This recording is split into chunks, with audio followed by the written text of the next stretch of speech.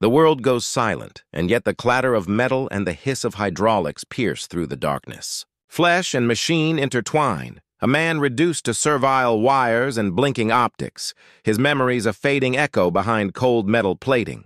This is no battlefield, no heroic charge. It is the slow, deliberate death of identity, a transformation orchestrated by the Imperium itself. The air smells of promethium and blood, and somewhere deep in the bowels of the Manufactorum, a voice whispers prayers to a god who watches yet never intervenes. Becoming a servitor is not just losing a life, it is the extraction of humanity, a slow erasure, a subjugation to function over thought, obedience over will. Here the weak survive only as components, and the strong are not spared from the same fate. Before we descend further, if the grim darkness of this world fascinates you, make sure to like, share, and subscribe so that the horrors of the Imperium can continue to unfold through every video. The corridors of the Manufactorum seemed to swallow sound whole. Footfalls echoed faintly against iron walls, yet every clank of chain and groan of machinery resonated in the bones. The air hung heavy with the stench of oil, scorched metal, and the faint metallic tang of blood. A smell that clung to the throat and lingered long after the lungs had emptied. Here, in the underlevels where light was scarce and hope scarcer, humanity was measured, weighed, and found lacking.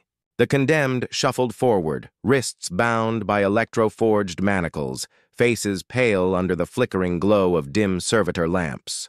They were no longer men and women in the eyes of the Imperium. They were raw material, awaiting transformation.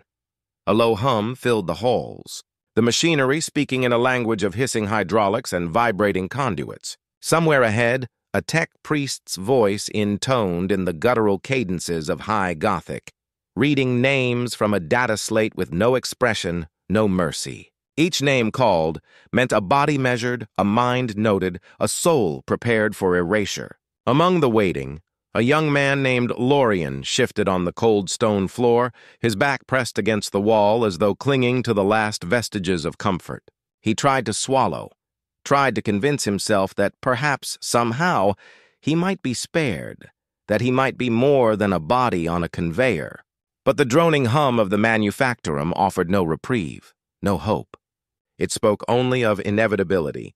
The chains were not merely physical, they were psychological, tightening around the mind with every passing hour. Lorien imagined the tools he had glimpsed through the grated doors. Clamps, needles, servos, and slicing implements designed to rewire nerves and muscles with precision. He pictured the tech priests, their robes stiff and ink-stained, their masks reflecting a devotion that left no room for compassion. He imagined his memories, his childhood, his laughter, the fleeting warmth of a sister's hand being catalogued, dissected, and folded into metal. The anticipation gnawed at him more than the chill of the floor. Fear was a living thing here, moving between the condemned and invisible tendrils, whispering promises of loss, erasure, and submission. Even as the fear coiled tighter, fragments of thought rose stubbornly in his mind. He remembered the sermons in the spires of Terra, the words about duty, sacrifice, and service to the Emperor. Perhaps, he thought bitterly, this was service. Perhaps this was the ultimate devotion, stripped of vanity and flesh. Yet deep beneath those rationalizations, a quieter voice rebelled, a whisper of self that refused to vanish. The chains were real, yes, but so too was the memory of breathing free air, of feeling skin against skin, of hearing the wind outside the Manufactorum gates. Lorien's mind clung to these scraps as one clings to a candle in darkness, knowing that once extinguished, no warmth would remain. As hours blurred into one another, the condemned were herded closer to the slicing rooms. The walls narrowed, the lamps grew brighter, the hiss of machinery sharper, like the breath of something patient and eternal. Lorien's wrists tingled from the restraints. He flexed fingers that would soon serve as nothing more than appendages to pistons and hydraulics. Around him, others murmured prayers, whispered chants, or sobbed quietly into their knees. The imperceptible tension of waiting was almost worse than the transformation itself. It was the slow realization that the mind might be the last thing to fall, and when it did, it would be absolute. When the grated doors ahead finally clanged open, Releasing the scent of molten metal and oiled machinery, Lorien felt the first real taste of dread. The path forward was no longer theoretical, no longer imagined in the quiet of the cell. It was concrete, cold, and waiting. And behind him, in the shadows of the manufactorum, the machinery hummed, indifferent to hope, to prayer, to fear. Lorien stepped forward, each movement amplified by the tight cuffs that bit into his wrists, the cold metal pressing against his skin like a prelude to the transformation awaiting him. The room beyond the grated doors was a cathedral of steel and fire, vast and echoing, filled with machines whose purpose was both awe-inspiring and horrifying. Pneumatic arms swung in precise, silent choreography. Conveyors hummed under the weight of bodies already converted. Vats of chemicals glimmered with a sickly light, reflecting the shadows of suspended cables and servos. Every inch of the chamber spoke of meticulous preparation, of a system designed not to kill, but to obliterate individuality with surgical accuracy. Lorien's heart hammered in his chest, a relentless percussion that seemed to set the rhythm of the machines themselves. He remembered his mother's hands, the way she had braided his hair, the warmth of her presence on mornings that now felt impossibly distant. The memory was sharp, almost painful, a cruel contrast to the cold, mechanical inevitability surrounding him. A tech priest in flowing crimson robes approached, face hidden beneath the brass mask of ritual, eyes glowing faintly with augmetic implants. He did not speak, did not acknowledge the humanity in the line of condemned. Instead, he raised a calibrated scanner, and the air was suddenly alive with the faint electrical crackle of measurement. Recording the exact dimensions of flesh, bone, and sinew, the condemned were positioned, restrained against tables lined with instruments that gleamed under harsh white light. Lorien's body trembled, a combination of fear, anticipation, and the unnatural chill that seemed to radiate from the machinery. The first incision would be precise, deliberate, and final. It was not violence in the traditional sense. It was the erasure of self, executed with the reverence of a liturgy. His mind recoiled, flinching at thoughts of nerve endings being rerouted, muscles welded to servo motors, his very identity folded into circuits and steel. Yet, beneath the terror, a stubborn fragment of thought resisted. The memory of laughter, the sensation of rain on skin, the smell of fresh bread in a marketplace long forgotten. These memories flickered like dying embers, fragile against the approaching storm of machinery. A hiss of pressurized air signaled the beginning. Lorien felt the clamps grip his limbs, the cold bite of restraint more intimate than any hand could offer. Around him, others cried out silently, bodies shivering as the tech priests moved with ritualistic precision, tracing paths along skin that would soon be replaced with plating, circuits, and endless wires. The smell of heated metal mixed with antiseptic, the room alive with a chorus of mechanical whirring and pneumatic hiss, creating a symphony of inevitability. Lorien's mind tried to anchor itself, to protest, to scream, but the chains of flesh and steel were already taking hold. In the back of his consciousness, he wondered what became of those who had gone before him. Did any trace of their selves linger, hidden behind optic sensors and programmed obedience? Or were they gone, dissolved entirely into function? The question was meaningless here, in the cathedral of conversion. All that mattered was the procedure, the slow, deliberate dismantling of a human soul into a tool for the Imperium. And yet, in that terrifying clarity, Lorien felt the first spark of defiance, not the foolish hope of escape, but the quiet, stubborn recognition that even within the coldest steel, memory might endure faint and flickering. Waiting, the first cut was made. A sharp, clean incision that sent a jolt of sensation, pain, and awareness intertwined through him. It was not a scream that left his lips, but a trembling breath, a human reaction to the unnatural orchestration surrounding him. And as the tech priests continued their work, Lorien realized with a chilling certainty that nothing would ever be the same. His body, once a vessel of memory and desire, was being claimed. Yet in that moment of surrender, consciousness remained, watching, remembering, resisting in whatever small, flickering way it could. The hours stretched like iron chains, each moment folding into the next with merciless precision. Lorien felt his body betray him in strange ways, muscles twitching unnaturally as stimulators were connected, nerves firing against their intended paths, senses assaulted by the cold bite of machinery and the acidic scent of molten metal. Pain and awareness blurred into something neither wholly physical nor wholly mental, a liminal space where humanity began to fray at the edges. He could still think, just barely, but every thought was shadowed by the mechanical rhythm of the room, the relentless timing of arms, servos, and clamps. The tech priests worked in silence, their movements deliberate, almost reverent. To them, this was worship, a devotion enacted in flesh and metal. To Lorien, it was the slow death of self, orchestrated with meticulous care. Memories surged involuntarily. Flashes of sunlight on Terra's plazas, the laughter of companions now lost to the endless wars. A sister's whispered warning to stay cautious. Each recollection was both a comfort and a torment, a reminder that a life existed beyond this chamber. But the machine would not pause. The clamps tightened, the appendages shifted, and circuits were woven into muscle and tendon. He could feel them probing, learning the architecture of his body, mapping nerve endings with a precision that left no room for error, no space for mercy. Identity slipped, subtle at first, a whisper of who he had been, then a shadow folding beneath steel. The sensation of metal grafting into flesh was unlike anything Lorien could have imagined. Cold and alien, yet intimate. It seeped into him with every pulse of the machinery. He felt the first servo motors whirring against his muscles, the alignment of tendons and sinew bending to mechanical will. Sight and sound shifted. The world narrowed into the scope of tasks, into the binary of functioning or failing.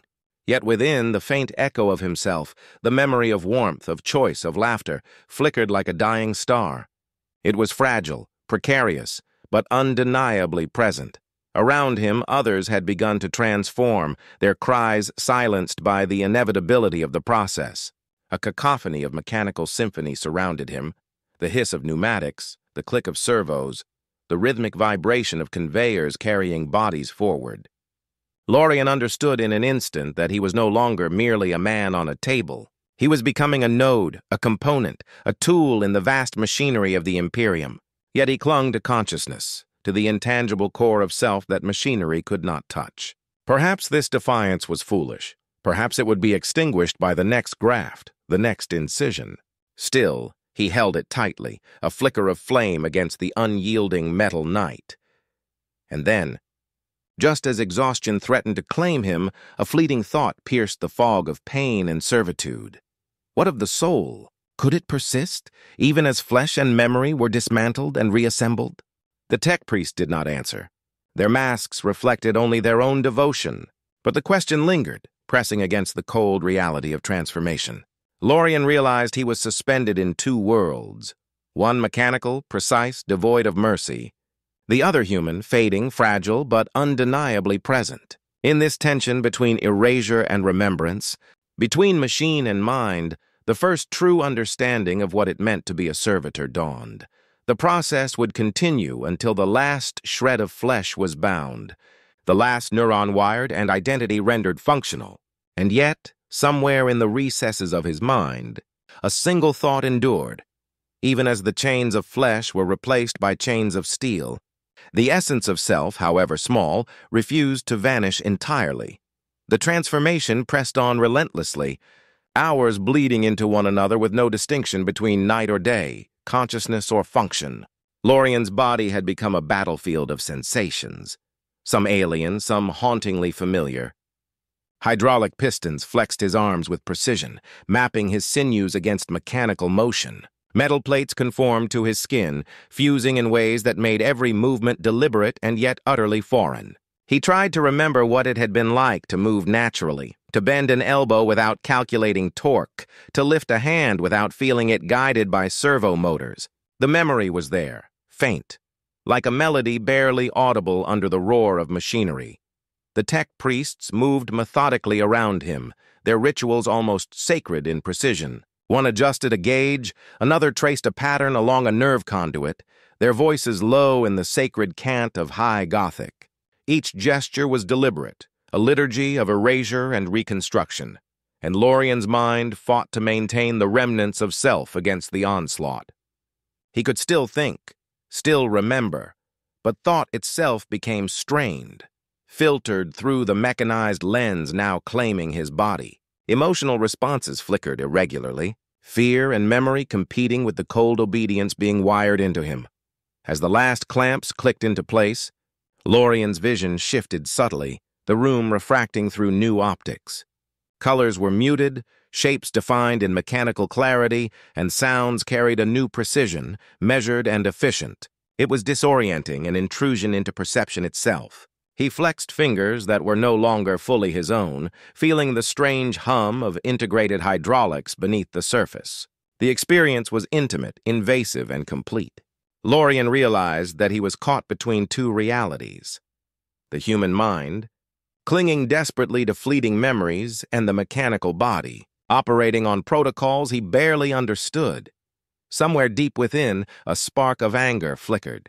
He had not consented, not fully, yet the machinery was indifferent. Yet even as the anger arose, he noted with grim clarity the futility of resistance. This was not war.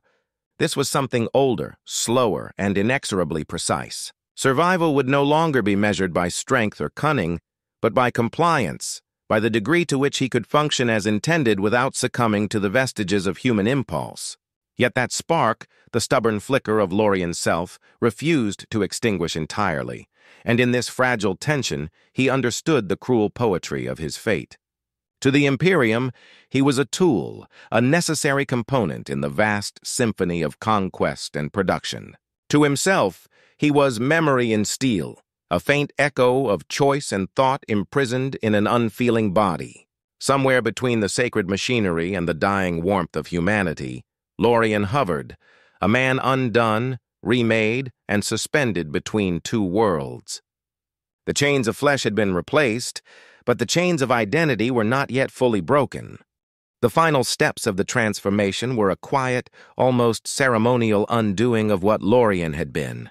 The tech priests moved with unwavering precision, installing the last of the neural interfaces, securing optic sensors, and affixing identification glyphs that would mark him forever as property of the Imperium. Every implant, every graft was a claim on his being, a meticulous mapping of mind to machine. The sensations were overwhelming. Heat from fused plates, the cold bite of metal still settling into joints, the faint hum of powered circuits beneath his skin. Lorien's body no longer belonged to him, and yet consciousness lingered, flickering like a candle in a drafty hall. He tried to call out, to shout, but his vocal cords had been partially rewired. Only a rasp emerged, a broken sound that mirrored the fractured state of his mind. Panic rose in waves, but even panic was filtered now, mediated by protocols that enforced compliance. His thoughts twisted, bending to the mechanical cadence imposed upon him, yet somewhere, a fragment of memory remained untouched, the smell of rain on his childhood street, the texture of well-worn books in his hands, the warmth of a friend's hand brushing against his. These echoes persisted, fragile but undeniable, and they reminded him that while flesh and function could be claimed, the mind, or what remained of it, was more elusive. Around him, other condemned had already been transformed, their forms moving with eerie mechanical precision. The manufactorum hummed with activity. Servos whirred, pistons hissed, conveyors shifted under the weight of bodies that were no longer fully human. Lorien observed them as both participant and outsider, feeling a creeping alienation. He recognized the inevitability of his fate, yet the awareness of what had been lost, the conscious recognition of the absence of choice, seared through him. The machinery did not comfort, did not pause. It demanded function, and function was absolute. Even as the last implants were secured and the tech priests withdrew, Lorien sensed the finality of the moment.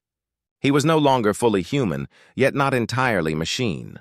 He moved with a precision that was foreign, reacted with a clarity that was unnatural. Yet the faint spark of thought persisted. Somewhere deep within the fused metal and nerve, he clung to an essence of self, a whisper of memory, a flicker of defiance. Perhaps it was foolish. Perhaps the spark would be extinguished over time. But for now it endured, fragile yet unyielding, a testament to the persistence of humanity even in the face of complete mechanization. As the machinery receded and the chamber fell into its relentless hum, Lorien, now a servitor, felt the gravity of his new existence settle upon him. He was bound to function, bound to servitude, bound to the will of the Imperium, but he was also, however faintly, a witness to the persistence of self, a memory embedded in steel, a ghost in the cathedral of machinery. And somewhere in that tension between erasure and remembrance, he understood the cruel inevitability of what it meant to be a servitor. The air in the conversion chamber was thick with the scent of scorched metal and antiseptic, a tangible reminder that Lorien's transformation was far from complete. The room was alive with mechanical symphonies, hissing pneumatics, clattering servos, the soft hum of circuits calibrating themselves to alien parameters.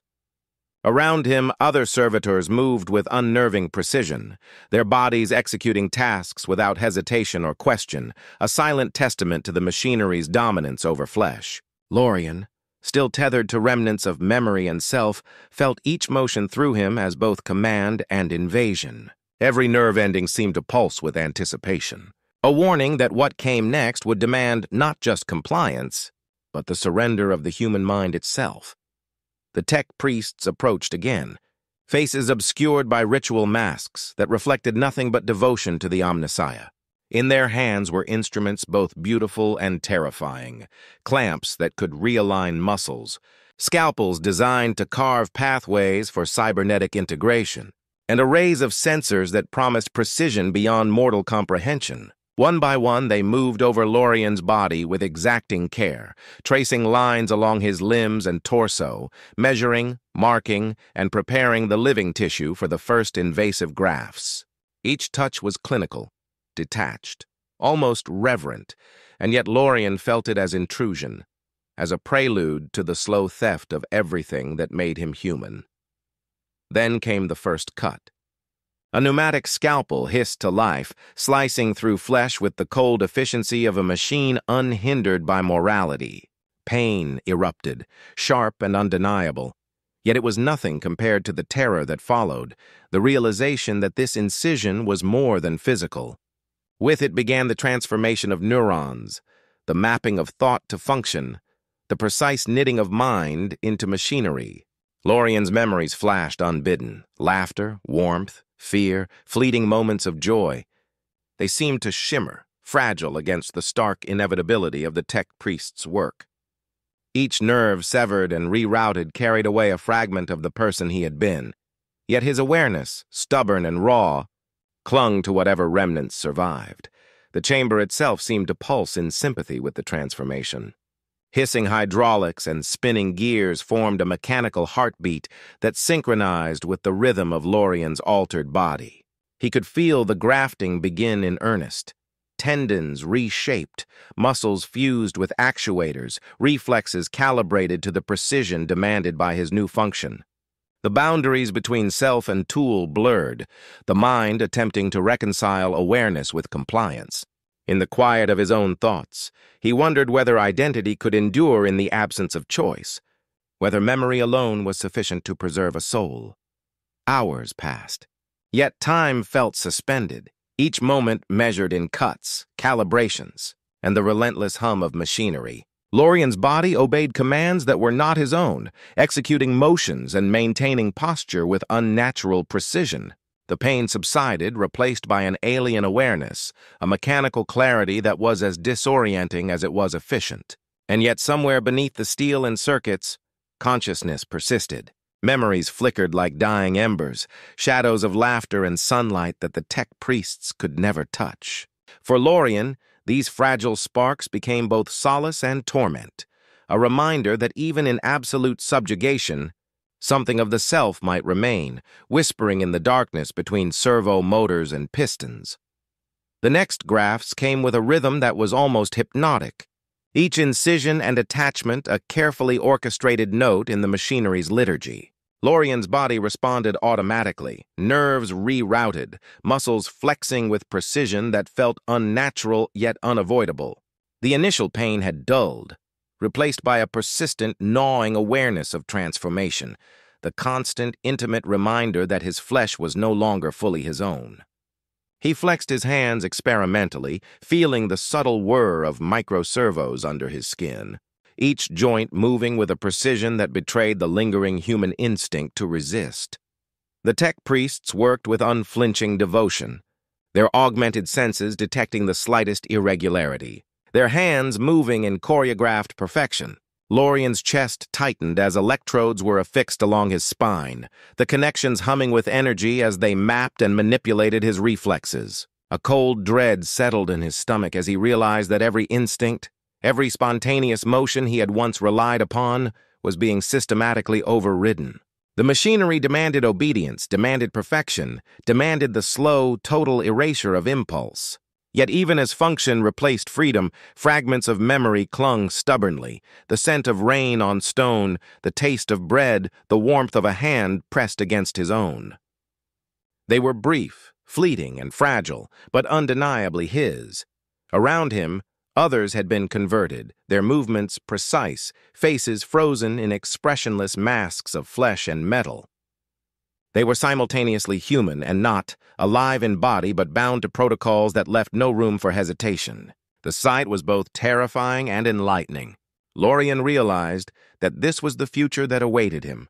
Not merely survival, but existence as a tool, an instrument of the Imperium, stripped of all personal volition. He could see himself reflected in their movements, a pale mirror of what he would soon become. And yet somewhere deep within, awareness persisted, a stubborn ember refusing to extinguish.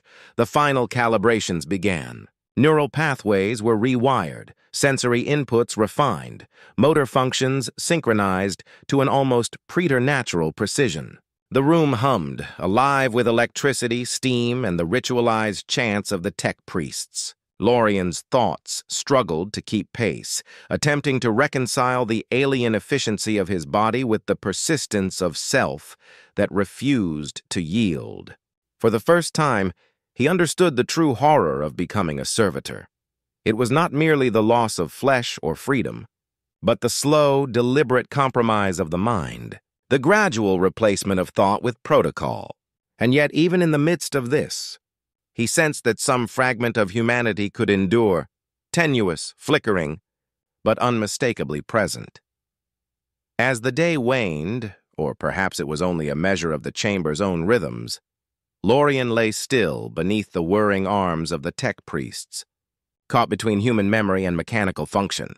Pain, awareness, and memory collided in a single suspended instant, a crucible in which the essence of self was tested against the unyielding will of the Imperium. And though his body had begun its transformation into machinery, though his limbs obeyed commands not of Aa, the day, or whatever measure of time existed in the chamber, stretched onward, relentless and unforgiving. Lorien's body had become a lattice of flesh and machine, wires snaking beneath skin, microservos twitching with every commanded motion, sensory arrays capturing data beyond human comprehension. Movement was no longer instinctive.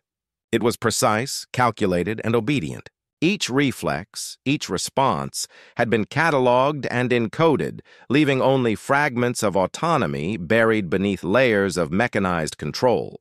Yet within those fragments, a stubborn pulse of awareness remained, the faint residue of self that the tech priests could measure but never fully claim. A final set of instruments descended, guided by servo-assisted arms that moved with surgical grace. Electrodes pressed into his temples, linking synapses to processors, bending cognition toward pure efficiency. Lorien felt his perception shift, colors and shapes resolved differently, sounds filtered and analyzed, reactions accelerated. The world was no longer merely perceived, it was quantified.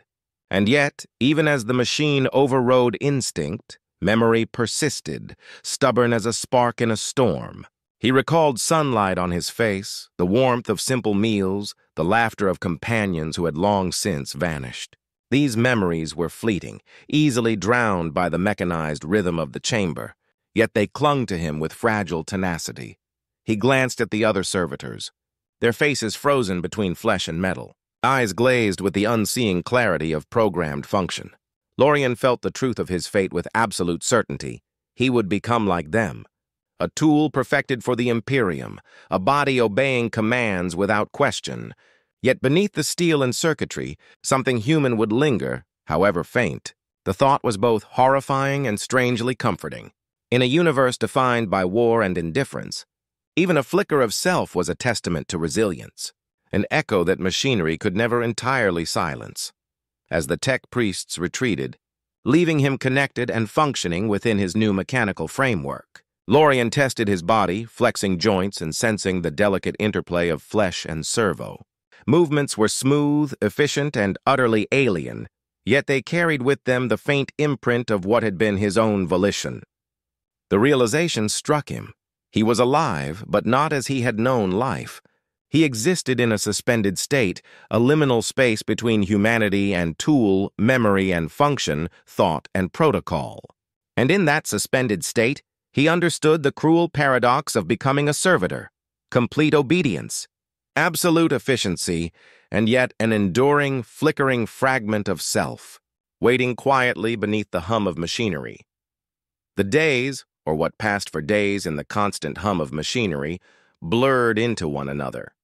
Lorien's mind, once a sanctuary of memory and emotion, now felt like a fragile lattice beneath a tide of steel and servos. Thoughts came filtered, measured, and subdued, interlaced with the relentless rhythm of function. Each movement, each reflex, each breath was catalogued, optimized, and integrated into the machinery of the manufactorum.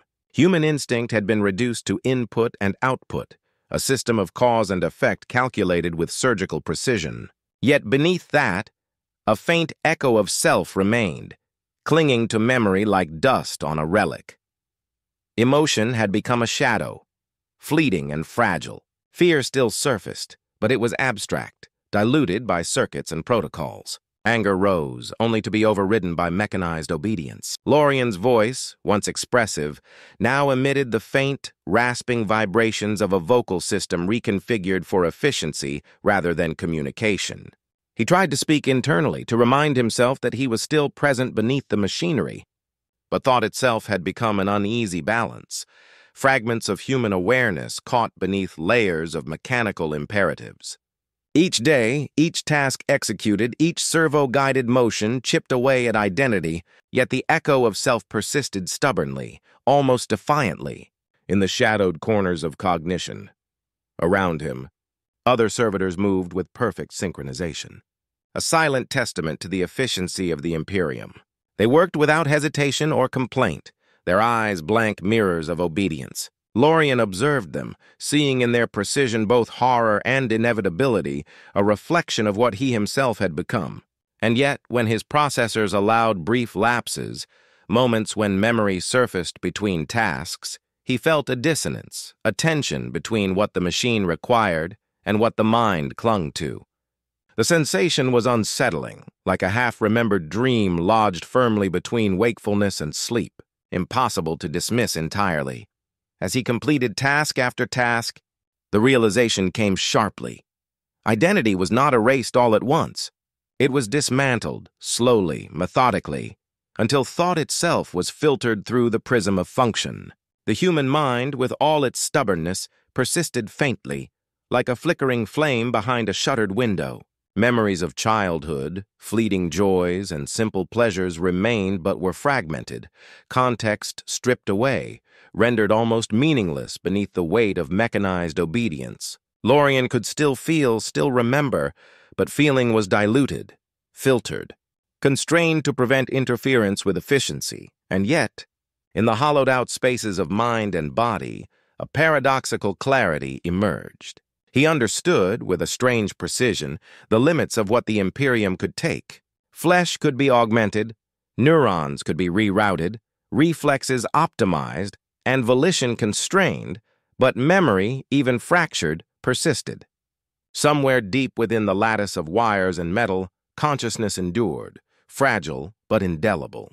Identity was no longer whole, yet it refused to vanish entirely. The machinery had claimed him, yet in the quiet recesses of thought, Lorien remained, a shadow, a whisper, a ghost of the person who had first entered the manufactorum. waiting to be acknowledged in fleeting moments between servos and circuits. The mechanical rhythm of the manufactorum became Lorien's constant companion, a ceaseless pulse against which his fragmented mind measured itself. Every day followed the same unyielding pattern: the clatter of servos, the hiss of pneumatic arms, the precise calculation of motion and efficiency. Yet beneath this exterior of obedience, something stubborn persisted. Memories, though disjointed and fleeting, surfaced at unpredictable moments: the warmth of a sunlit courtyard, the sharp tang of metal in a forge long abandoned, a friend's laughter echoing faintly in corridors of the past. These intrusions into the sterile order of function were disorienting, almost painful, for they reminded him of a life that was no longer his to live. He moved through the manufactorum, performing tasks with unnatural precision. Every action filtered through circuitry and implanted protocols. Reflexes were faster, more accurate than any human mind could hope to command. Yet they carried a hollow quality. Lorien noticed the absence of choice, the absence of instinct, and the absence of hesitation. To the outside observer, he was perfect, efficient, complete. But inside, he felt hollowed out, a mind stretched over steel and servo, a consciousness trapped between memory and protocol. He attempted to focus on tasks, to drown out the shadows of self that flickered behind his eyes. But the effort itself was exhausting, a constant mental strain that threatened to break him in quiet moments. Other servitors passed by, their movements seamless, almost hypnotic. Lorien recognized fragments of what he had once been in their synchronized motions, yet he knew those fragments were faint, diminished. They were reminders of the inevitability of his own dissolution. Every day, every task, every moment of obedience further eroded the boundaries of identity. And yet the persistence of memory, the ghost of self, remained a silent, defiant witness. He understood with painful clarity that the Imperium demanded total subjugation, yet the mind, however fragmented, had a capacity to endure that even the most invasive protocols could not entirely extinguish. By the time the chamber lights dimmed, marking the end of the cycle, or perhaps it was merely a pause in the eternal machinery, Lorien felt a strange, alien clarity. He was both wholly servitor and partially man, the duality of existence pressing him toward an understanding that neither fear nor obedience could fully convey. The essence of self was not entirely erased. It had been hidden, compressed, and forced into shadowed recesses of the mind. In these hidden places, memory persisted, a whisper against the cold certainty of machinery, a reminder that even in the absolute dissolution of identity, something enduring remained.